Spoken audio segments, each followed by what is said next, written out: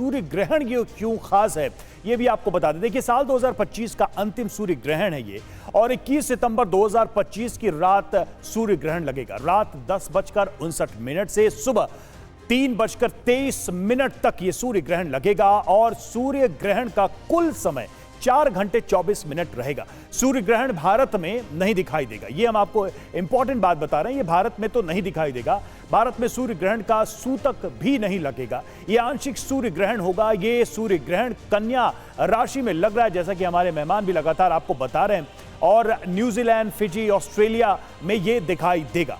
दक्षिणी प्रशांत महासागर और अंटार्कटिका में भी ये दिखेगा, लेकिन जैसा हमने आपको बताया कि भारत में ये नजर नहीं आएगा। तो कई सारे सवाल हमारे दर्शकों के भी मन में होंगे शास्त्री जी, कि फिर हम क्यों इसकी चिंता करें जब ये ना हमारे यहाँ लगना है, ना दिखना है, ना सूतक, तो फिर हम क्यों चिंता करें? देखिए, ग्रहण का प्रभाव जहाँ लगता है केवल वही नहीं होता है। ग्रहण का प्रभाव पूरी प्रकृति को प्रभावित करता है। जहाँ वह प्रभावित करता है, जिस क्षेत्र में, जिस देश में, जिस प्रकार मैंने आपको बतलाया कि सचराचरस्य जगतो योगई रेभी प्रकृतयते प्रसवा, पूरा अंड पिंड ब्रह्मांड, छोटी से छोटी वस्तु भी ग्रहण के प्रभाव से प्रभावित होती है।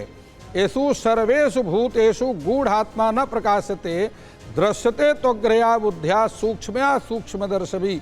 यहाँ तक कि जल के अंदर रहने वाले जीव जंतु भी ग्रहण से प्रभावित होते हैं।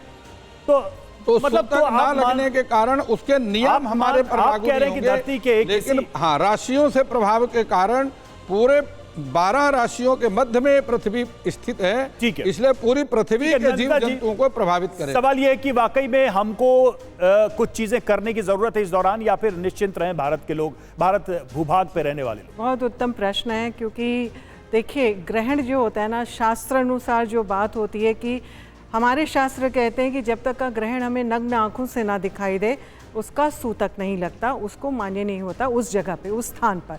तो स्थान, काल, दिशा का भी प्रभाव पड़ता है।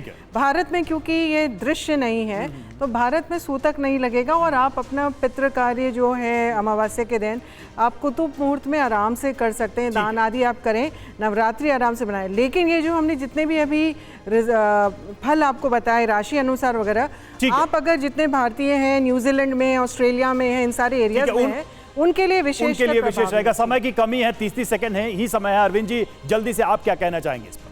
देखिए, ग्रहण ये सत्य है कि भारत में नहीं लग रहा, ना भारत में किसी प्रकार का आपका जो है सूतक या ग्रहण काल कोई मान नहीं होगा। जैसे रूटीन में जो है मंदिर खुलते थे वैसे खुलेंगे, जैसे पूजा होती थी वैसे पूजा होंगे।